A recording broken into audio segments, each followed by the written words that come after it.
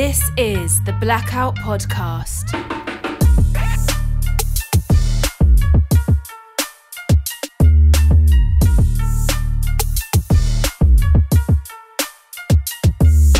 Hello and welcome to the Blackout Podcast, where I get to talk to amazing people that do amazing things. And today I have Martina Kelades. That's right. Of Live Out Loud. Life Out Loud. I do it every time. So right. Because Live Out Loud is so popular, but it's life. Out Loud. Yeah. Thanks so much for coming to Blackout Podcast My today. pleasure. Thank you for having me. So I've been dying to make this happen. Yeah. And I'm glad it's finally happening. But also understand, because you have so many things on the go. And I guess, how did it first start for you? Like with Life. We are living life, baby. We are living life. We life out We're loud. living it. How did it begin? Yeah. Oh my. Let's go back to 2018. Let's say. I think, yeah, it was around then. I had actually just been off work for a period of time.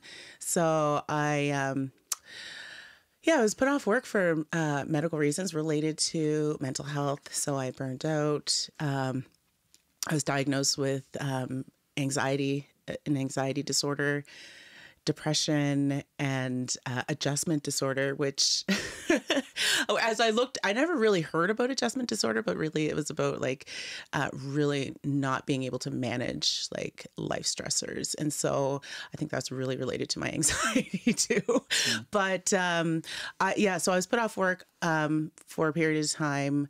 I was working as a personal development counselor and facilitator for 10 years. Oh. And I absolutely loved the work that I was doing. I still love the work. I still believe in that kind of facilitation, that work and service to other people.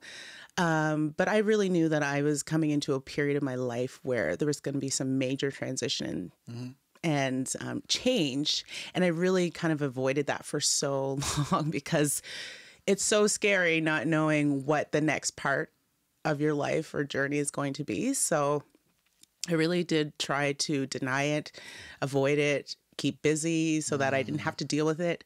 But through therapy, which was so beneficial, especially in that period of my life, I really started to unravel a lot of things that were happening, I guess, internally, things that I hadn't really addressed through many, many years prior. And then at the same time, dealing with kind of that inner turmoil, also trying to manage that outer, different expectations and responsibilities. And I just came to a point in my life where I was like, I can't pretend anymore. And I for so long had this idea that I had to be perfect in every area of my life. I had to be perfect in my marriage. I had to be perfect in in my family. I had to be perfect as an academic. I had to be perfect as a personal development facilitator. I had to have a perfect career. And it just became like you can't be perfect. There is no perfection in anything that we do. That's too much pressure anyway. Was that on you, or did it come from external forces? You know what? I think I really attribute it to, and this is what I talk a lot about in my therapy too, is how does our childhood experience really impact our adult experiences and how we, see ourselves. And boy, I had a really good upbringing. I have, two amazing, amazing parents who did the absolute best they could at the time to raise myself and my siblings. And I think, being a Black child, I grew up in the Annapolis Valley, beautiful Annapolis Valley. And, for many years, I didn't see children that looked like me. I was, a minority, obviously, but it was just, you knew that there was something different about you. And I remember my parents always pushing excellence and really wanting their children to strive. And and do the very best they can, especially academically, where they didn't go to post-secondary education. So they really wanted us children to, you know, have a really good life, have a good career. And not that it pushed me to the point of perfection, but I think in my mind, I was like, you know, I've got to be better and go beyond what the bar is, because I'm not going to be seen as a Black child, as a Black youth, as a, you know, as a young Black woman. And so I think a lot of that really stemmed from that part, but also like growing up as a child, like I didn't really see myself as someone maybe worthy. I was so loved, but I think the struggle became where, you know, I really looked at my social groups and the people around me in the schools. And I just didn't really feel like I compared, there was no level of comparison. Like they were there and I was here, you know what I mean? And so I think like growing up, I just kind of like tried to do the best that I could. And I mean, academically, I didn't really, I didn't start getting serious, I think, until like later high school. And you're like, okay, yeah, reality is about to hit. And you got to go out on your own, little bird, and do the things, right? But adults do. But I think, yeah, like it in that kind of segment of my life, I really started to push and trying to be perfect in different areas so that I could have a perfect life. And you get so many messages like from society, from everywhere, really, about, you know, being the best you can, and, you know, which is good. But I mean, I think sometimes it can be too much too. And especially as like a young adult who doesn't really know the direction they're about to take, you know, there's so many pressures as a youth and adolescent, and then subsequently a young adult. Yeah, my thing is always what costs, you know? Yeah. It's like you also, I'm lazy, so. Not lazy. I don't think you're lazy. You're lazy. So I'm always like looking for the easiest way to do things. Yeah. But on the other hand, I think being able or having dealt with pushing yourself that far, you now kind of know when it's too much. Mm-hmm. And I didn't really know when it was too much until like in my 30s. I'm 34 right now, and I'm just, you know, trying to unpack all of these things that, you know, have been habitual and really been a part of my mindset for so long, like since a child. Like I don't know, like I'm sure my parents are probably not going to be happy with this day, but I don't think I was a cute child. Like I was just kind of like, I don't think so. You put up a photo of you from like with your friends from maybe high school. Like that was high school. Yeah. That was when I was. You look great. That was what I was making after. But like, I was looking at photos recently. Like I have a big box of a bunch of photos, and like I remember looking at different ages in that photo, and I was like, oh, I can remember like how I felt about that picture. Like there's one picture, I was in grade 6, and all I wanted, Israel, was a Halle Berry haircut. Oh. It was my birthday, and my mom took me to get this haircut. I had the picture, the short bob, back in that would have been the 90s, right? That was when it was cool. Probably cool now. It's still pretty cool. It is. Yeah. And I remember, like, I was a bigger child. Like, I was, chubby in most cases. When I was born, my mom said I had to. You told me. They had to bring me back to the hospital, get my ID photo done, because my cheeks were so big that my eyes wouldn't open. So I've always been big boned, and I think that's always been like on my consciousness, like my weight. But child, I'm happy for my curves now. Like I'm feeling it. But I remember this picture of like this. I look like a mushroom. I look like I should have been on Mario Brothers. And you can't see that. I know. That's how I felt. And I just remember crying. It was my birthday. I'm like, oh, this looks awful. So I saw that picture. I'm like, oh, I remember that memory. Oh, no. But there's like, I mean, you grow and you kind of like, I had whatever. Like the whole like, what you look on the outside was really the only measure that I had for my own value and self-worth. This is like until like you come into adult years. And so like unpacking that, Kids that are mean, element. though. Yeah. But you know what? And I think, yeah, there were times I was teased, but I didn't really experience racism a whole lot. I remember one time a kid in my school used the N-word because he thought it was cool. But I mean, it wasn't directed to me, but still. But yeah, I mean, going through school, I have really good social circles, and even my high school girlfriends, the one that you probably saw in the picture, like we're still close. Like I just love that group. So that's good, and they're really they're great ladies. I love them. But so as you know, I've kind of transitioning to like my own self identity. Where was I going with this? Yeah, so unpacking that whole perfectionism piece, not really giving myself the opportunity over the years to really take an inward look at who I am as an individual, especially getting into a relationship so young. So I met my husband when I was 18. So And you guys have been together forever. I can just see it was his, I don't know why I keep thinking it's your anniversary is his birthday. Yeah. Our anniversary is in August. Okay, It'll be 12 years married.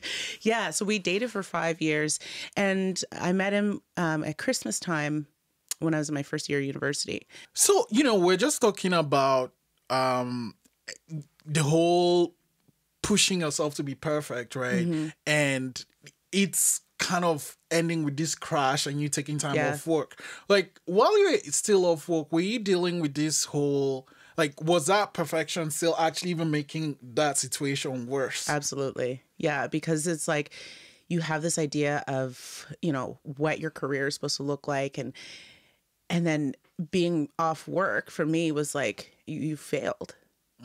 Like you can't even do your job. Like you're a failure. And I think that really spun me into a really deep depression, where, there were days I couldn't even get out of bed. Having a shower was the chore of the day. You know what I mean? Like that took the most energy. And it really was, detrimental to that part. But I was also like, and again, through therapy, like I was able to identify these things, which was really helpful because when I was off work, I was really pissed off. Like I was angry. Not at anybody else but myself. Oh, wow. Yeah. So because I didn't live up to this expectation that I had for myself. Look, I was trying to start a nonprofit but a mental health organization. I was working full time, and I was doing this volunteer work with the mental health organization full time, pretty much. I was working to support youth. I was also, supporting someone really close to me who was really struggling with their mental illness. And I wasn't pouring into my marriage. So that was being pushed aside. I wasn't pouring into myself. And all these things were starting to crumble. I couldn't give myself to every area effectively. But yet in my head, I said, I have to do it all. I have to be available to everyone. I have to do everything for everybody. I have to say yes to everyone because people need me. But that was such that was not a healthy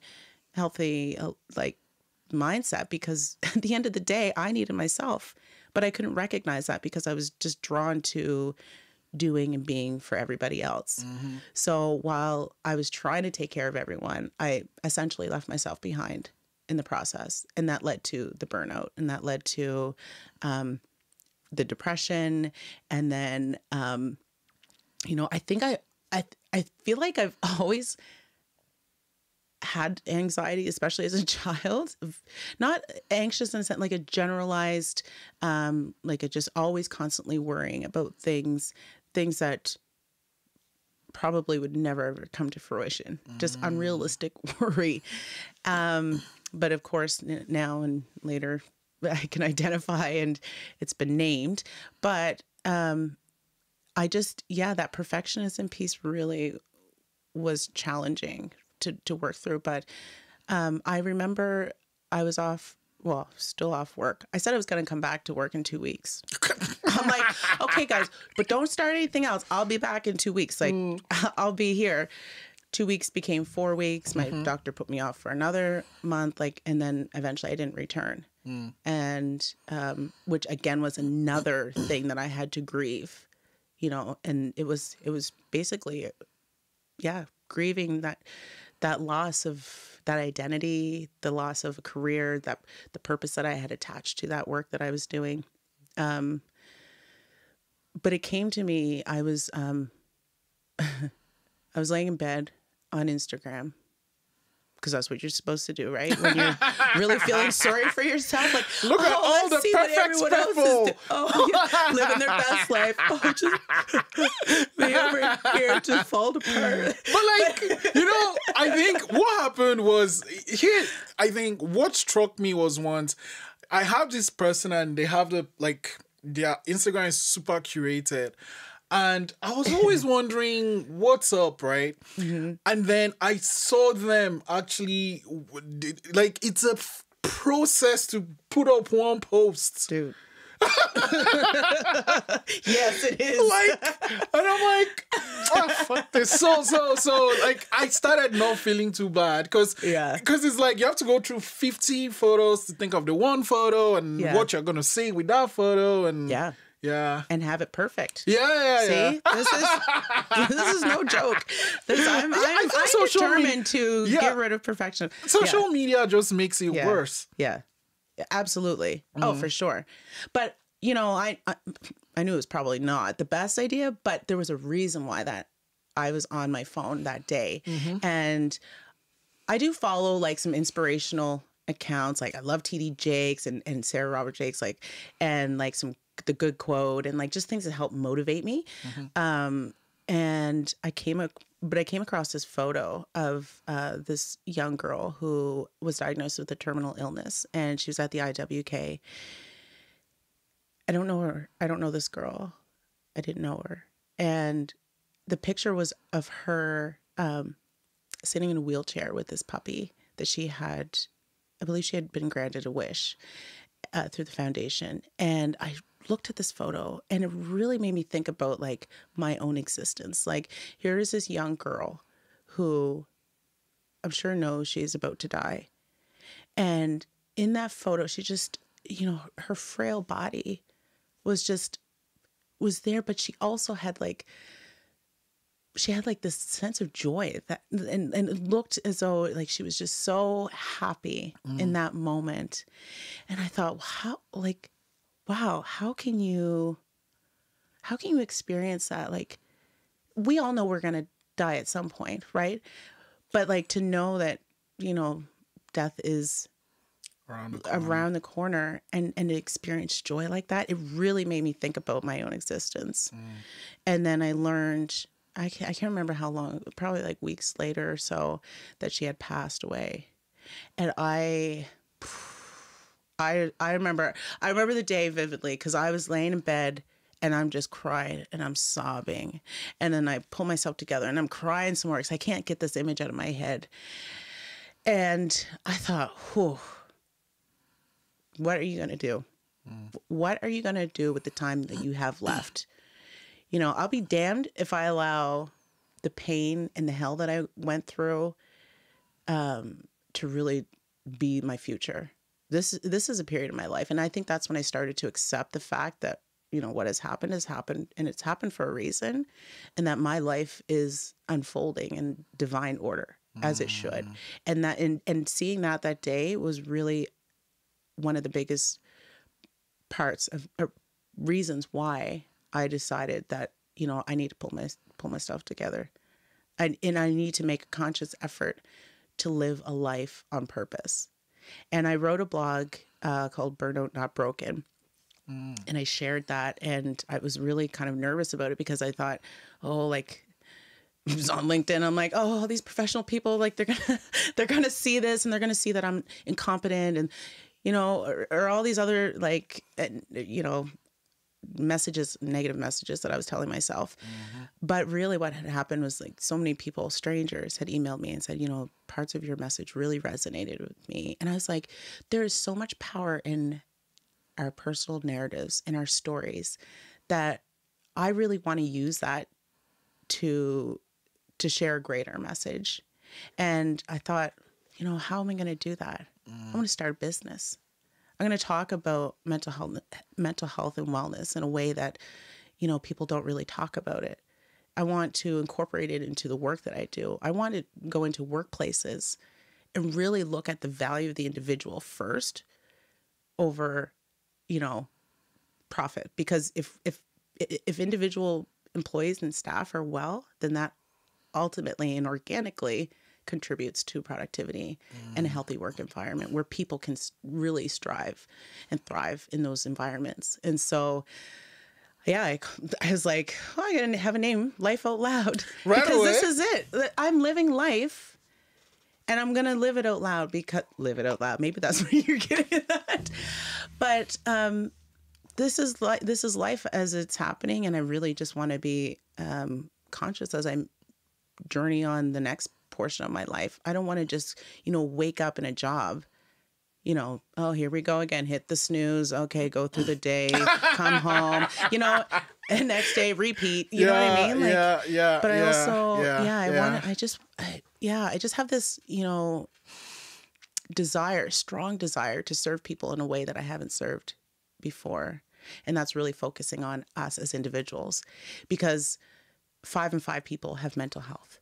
Every single one of us have mental health. And I think if we can really look at how do we do and say the things that, or participate in life that, you know, are really fulfilling us in a way that brings purpose and meaning to life, I think that can really help minimize the negative outcomes on the other end. So my business really focuses on like mental health promotion. And, you know, a lot of people attribute mental health as mental illness, but they're two different things. So let's focus on us as the individual and how we can, you know, live a life that is truly purposeful and live it consciously with intent. Wow. So like you through this story, it like jump started Life Out Loud. Yeah. So it jump started Life Out Loud. But from that moment, what are some of the things you did till now? Like, you have the idea, how do you run with it? So fortunately, because I was off work and then eventually that position was filled, and then I was not deemed to go back anyway by my medical team. And so then I was kind of off for a bit, and then I was on employment insurance, EI.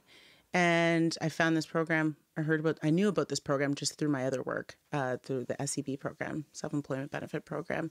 And so I worked with CBDC Blue Water, and they really supported me in helping to, put together a business plan, figure out like, the execution of this business and to participate in workshops. It really helped build a business. So I knew I wanted to do training. And I knew I wanted to work with employers. So that was pretty much, that was the main focus of the business. And I also teach mental health first aid as well through the Mental Health Commission of Canada. So I've been doing a lot of that training. And then, so my business is called Life Out Loud Mental Health Consulting and Creatives. So the consulting piece is like working with employers and doing the training, but the creatives is like the blogs. I'm also starting my own podcast. Sweet. Yeah, coming spring. Listen, this has been a year of talking, and now it's time to do. So, but I mean, it really has been priority because, of course, the other stuff took precedent. But yeah, so it's just a combination of using different platforms to hold space to have conversations about such an important topic. And then, so I guess knowing then, you took the program, started your business, and how is it so far? Like, what are some of the things that you enjoy? And I guess the difficult part personally is like running yourself. Yeah, because it's you. You're the one that's responsible for you. Like, I'm used to like going to work and I've got a list of expectations and, managers to keep you on track or whatever. But now it's just me.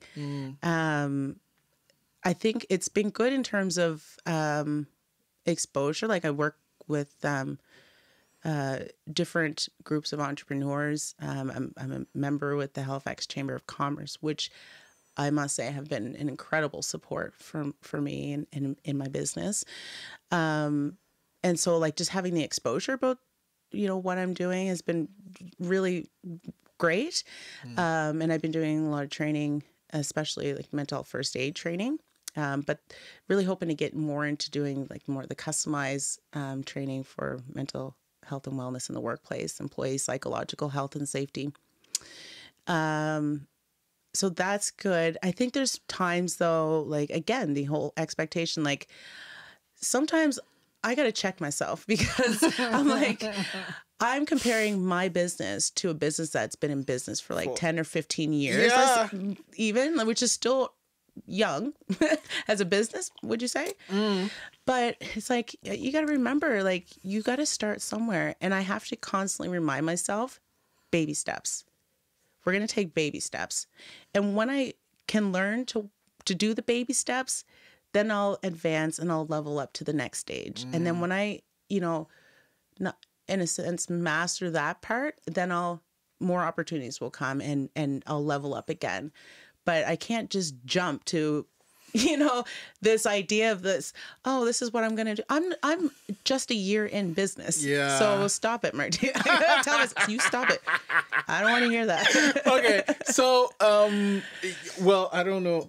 I was watching Saturday Night Live weeks ago, but one of the skits was about this lady. She's supposed to be a boxer's wife. And like your husband isn't a boxer, but he's Mixed boxing. martial artist. Exactly. And to me, that's even more dangerous. Like, you watch those things and they end in seconds, right? It's like it starts and it's done because like it's, boxing is just literally just boxing, but MMA combines all of these things. All of the arts, yeah. How do you deal with it? I guess. Do you watch the matches though? Oh yeah. Oh yeah. God. Yeah. Oh yeah. No, I do. Well, it's funny because we started dating, back in 2003, 4, and I think he started training about a year after we started dating. Oh. So he started like doing jiu-jitsu and just training, and then I remember a few years later, he's like, "Yeah, I want to do this professionally." I'm thinking, holy shit, do what professionally? Yeah. No. But honestly, like, he just fell in love with the sport, and I've always supported him 100%. He's had a really good career in fighting, and just it's hard to watch. I think like, it was really hard in the beginning because I didn't really understand the sport. Like, all I knew was pride fighting, where it was like very limited rules, but it's not like that. And I, now it's still hard to watch him fight. Sometimes it's even harder to watch him cut weight because I'm like, you look like you're dying. Like, he fights at 125 and he probably walks around at 150 or so. So he has to lose 25 every time he wants to go to fight? Yeah. So when he knows he's got a fight coming up, he will. Holy smokes. He will gradually lose weight. Like, over time, but still. Yeah. But then, like, the week there's of, a huge change. Yeah. Like a massive change. Because I remember one time, I think it was China. Was it China? China, yeah. Yeah. Holy smokes. Yeah. I mean, Shenzhen. It's cool because you get to do all this traveling around. Yeah. But still. Great for me, too. Like, so where are we going next, babe? But still, it's like this intense sport. Yeah. But on the other hand, while you don't do the fighting, you do work out too. Does that also help with my mental health? Oh, yeah, big time. I've never finished a workout and said, "Oh, I feel worse than I did before." The problem is getting to the gym. The problem is going downstairs to get on the, the bike or the treadmill or whatever, because I'm just so much in my head a lot of the times that I'm just, it's so exhausting. And then I'm like, I'm already tired. I can't do a workout. But I really need to incorporate that physical activity in order to, you know, keep myself mentally healthy.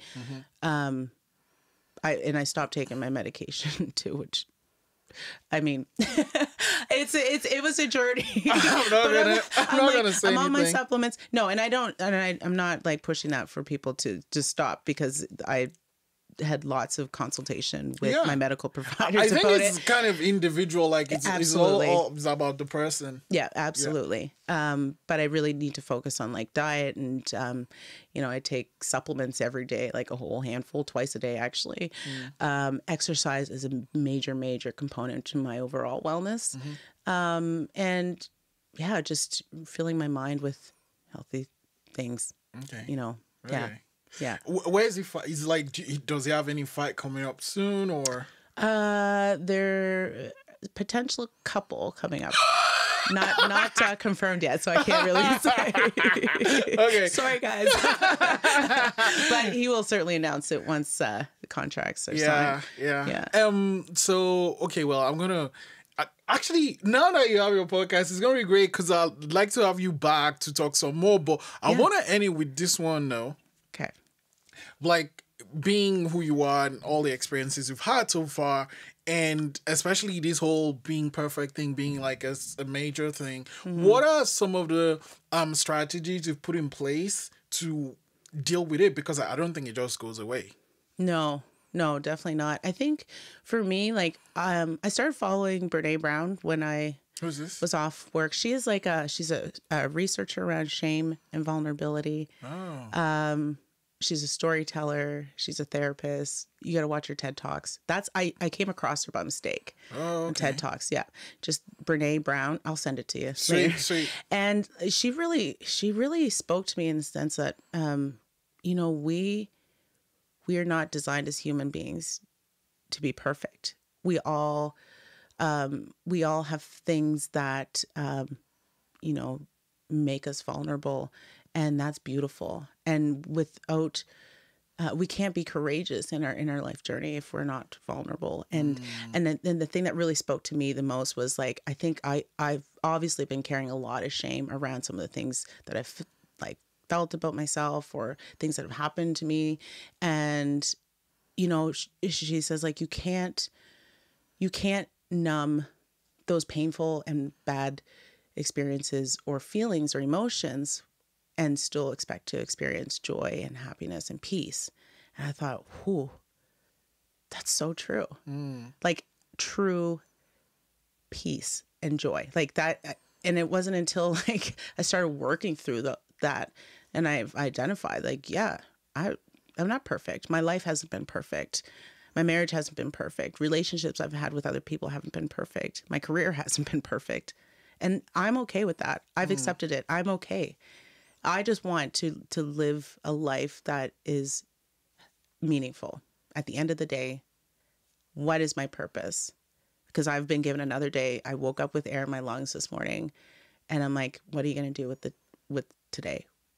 And be present. And that's the other thing too, is like just being in the present, because I'm so often in the future and worrying about like unforeseen things that are probably not going to happen, and it stresses me out in the moment. And then, yeah, so I'm like being present and mindful is kind of the key to this journey, I think. The sky is not going to fall. Well, yeah, I don't think so. And if it does, we'll deal with that when it happens. But for right now, yeah, we're good. Thank you so much for coming. Thank you for having me. I can't wait to have you back. Yeah, let's do it again tomorrow.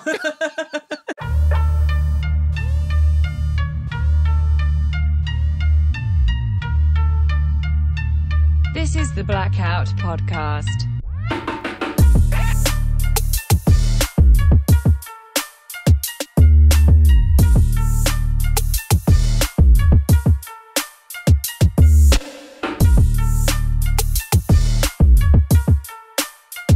Thanks for listening.